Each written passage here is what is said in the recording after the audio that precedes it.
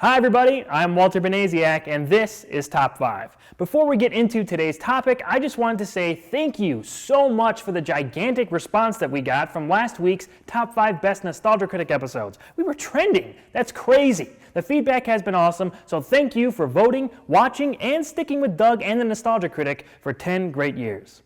Now, there's a new Marvel movie out. You may have heard of it. It's a little feature called Spider-Man Homecoming, and it's getting amazing reviews, including one from yours truly. However, that got me thinking. Most Marvel movies that are out nowadays are at least passable, but that wasn't always the case. There are some immense stinkers out there, and now is the perfect time to remind us all just how far we've come.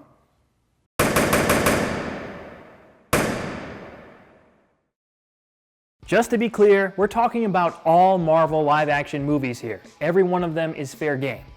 Long before Marvel Studios created a cinematic universe that everyone for the most part likes, movies about their characters were still of course being made. While some of those films are generally liked and even loved, there are a decent amount that are just awful.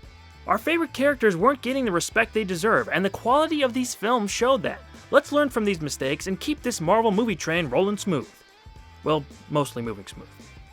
These are the top 5 worst Marvel movies. Number 5, Spider-Man 3.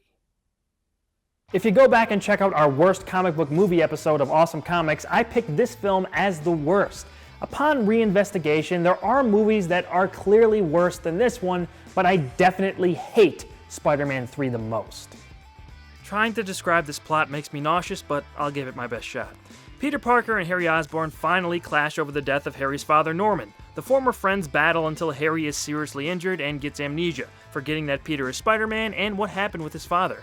Meanwhile, an alien symbiote crashes to Earth and attaches itself to Peter's Spider-Man suit. Initially, he gains great strength from it, but the longer he wears it, the more aggressive he becomes. This is made worse when MJ and Peter start having problems in their relationship. While all this is going on, Flint Marko, an escaped convict, is involved in an accident that transforms his body into living sand. Taking the name Sandman, Marko attempts to steal enough money to pay for his sick daughter's life-saving surgery. It is also revealed that he is actually the man who killed Peter's Uncle Ben, and this causes Spider-Man to go on a revenge-fueled hunt with his black suit in tow. There's more. A lot more, but I think you get it. I think what makes me the most angry about this failure is that we should have had 2 or 3 more movies from this Spider-Man. Even though I hated this movie the more time went on, I was still very excited when they announced Spider-Man 4. I thought the series as a whole was good enough to rebound from this, but as we know, it never did. Spider-Man 3 destroyed a franchise in a similar way to how Batman and Robin did, except this time, the reboot came 3 years sooner. I loved the first film so much and wanted to see this all continue, but they screwed things up so badly that confidence was lost. Raimi had problems with Sony on this one, and that eventually led to his departure from 4 and the downfall of his version of the wall crawler. I'm gonna put some dirt in your eye. Everything that needs to be said about how bad this is has pretty much already been said. James Franco's weird performance. I know that face. Make him suffer. Make him wish he were dead. First, we attack his heart. Strawberries. Emo Peter. Now take all this.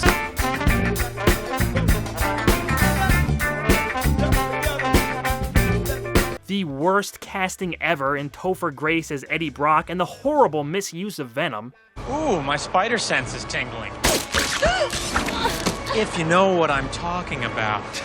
And how this movie was stuffed with so much crap. I'm not a bad person. Just had bad luck.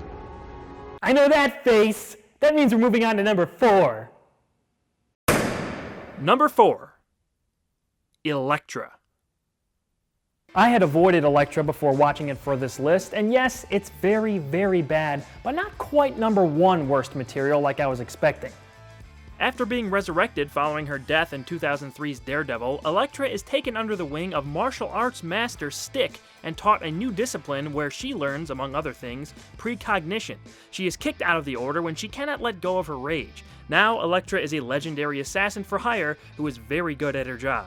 When she's hired to kill 2 targets, she is sent to a home on an island to wait for those names to be delivered to her. While there, she befriends a man and his daughter, only to realize later that they are the targets she was hired to kill. She spares them, but when the Hand arrives to finish the job themselves, Elektra must protect the very people she was about to be paid to kill.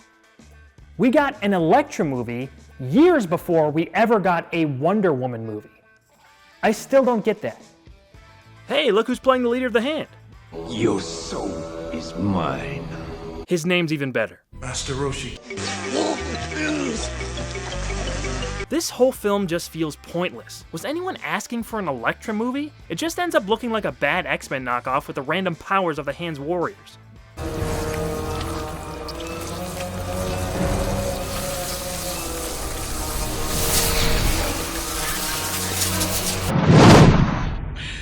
What the hell was that? Anyway, the movie is very by the numbers. It seems like minimum effort was put in to make it interesting. Even the performances reflect this. No one stands out. Even Terrence Stamp as Stick just blends in with this dull story. But hey, if you like white sheets flying in the air, or the end of The Shining,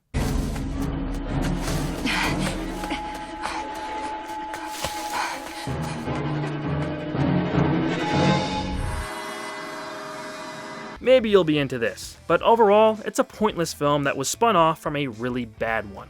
Speaking of which, Number 3. Daredevil. when I first saw this movie, I was only 14 years old, and I realized even then that it sucked. Years later, it's gotten even worse.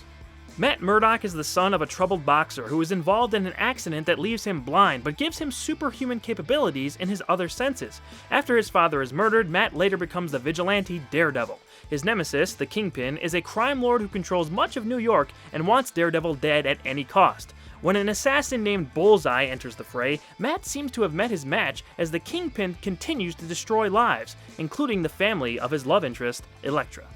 First things first, we have to talk about the real star of this film, Colin Farrell as Bullseye. Huh? First one's a warning. Padre. Let's bring on the pain. Let's bring on the noise. He is literally playing a cartoon character and is by far the best part of the movie.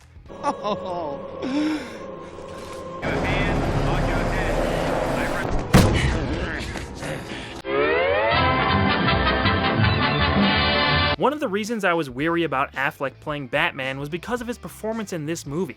I mean, look at this face. It just screams terror. At least he got some practice murdering in for his future as Batman. That's the C-Train! I'm not the bad guy. Yeah, okay. Everything involving Elektra is also pretty damn dumb. From smelling her to fighting in front of little kids at the park, this came off as fake as Jennifer Garner's green contacts. Liar! Daredevil dates itself with its overuse of cool, angry rock music from the early 2000s. Maybe not overuse, abuse is a better word.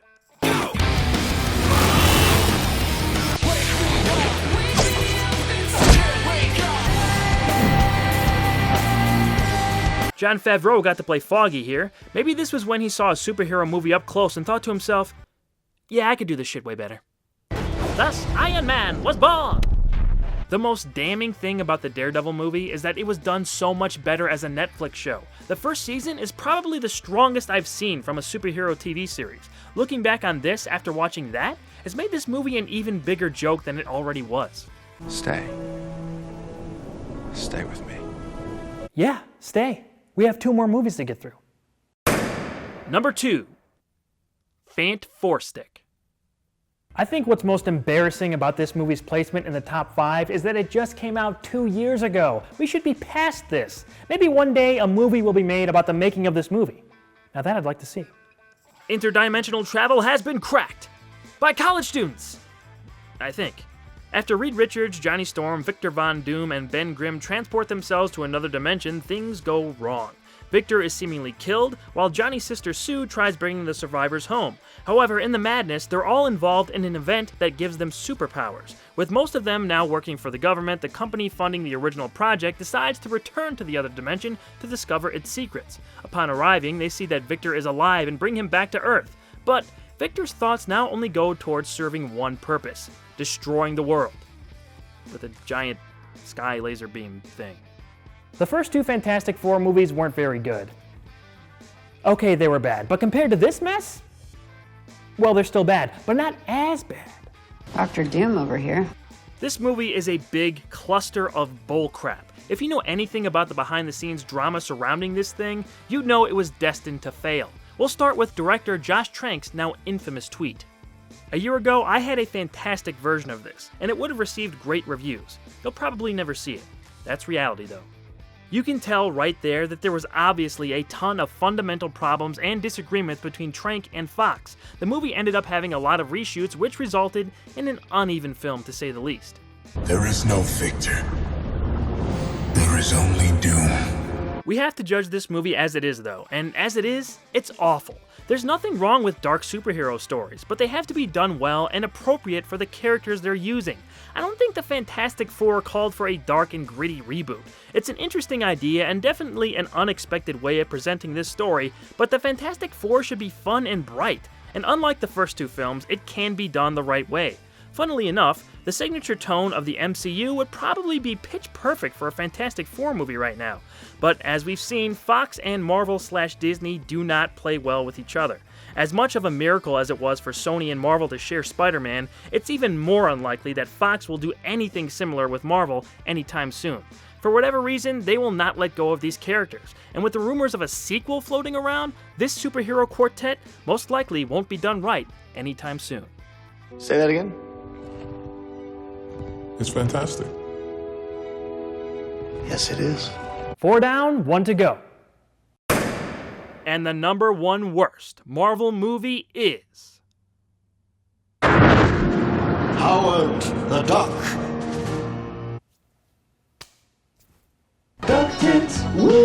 Howard is a duck from Duck World who is unwittingly transported to our Earth and can't find a way back.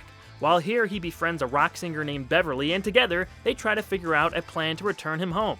When scientist Dr. Jennings attempts just that, he accidentally transfers an evil alien into his body. As he gains more power and attempts to transport more of his own kind to Earth, it's up to Howard and Beverly to stop him. Yes, from executive producer George Lucas comes the worst Marvel movie ever released. You're probably not surprised, but Howard the Duck is the most bizarre, unusual little movie. Making a Howard the Duck feature in 1986 was... ambitious? No more Mr. Nice Duck.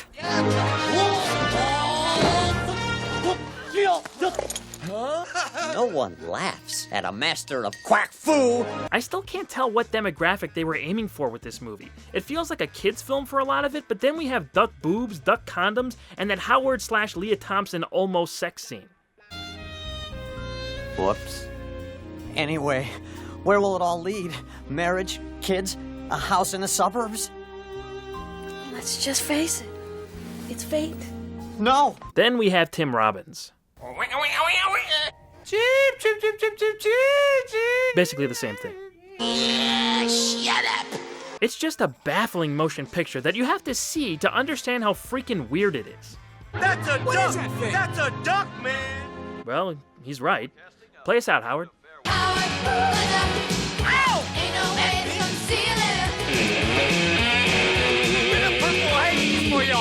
Alright, that's enough of that. There you go. Marvel at its worst. It's a good thing that most of these kinds of movies are in the past and the future continues to look bright for most of Marvel's properties. Just in case we ever veer off course, though, filmmakers will do well to heed these bad films as a warning of what can happen even with our most beloved characters. I want to hear what you guys think. What is your least favorite Marvel movie? What do you want me to cover next on the show? Leave a comment and let me know. For more content like my Spider-Man Homecoming review, subscribe to my personal channel, youtube.com/AwesomeWalter, like my new Facebook page, facebook.com/AwesomeWalterB, and follow me on Twitter to take part in more polls about what may be covered in the future. Come back next week as we get animated with a very special Spidey series.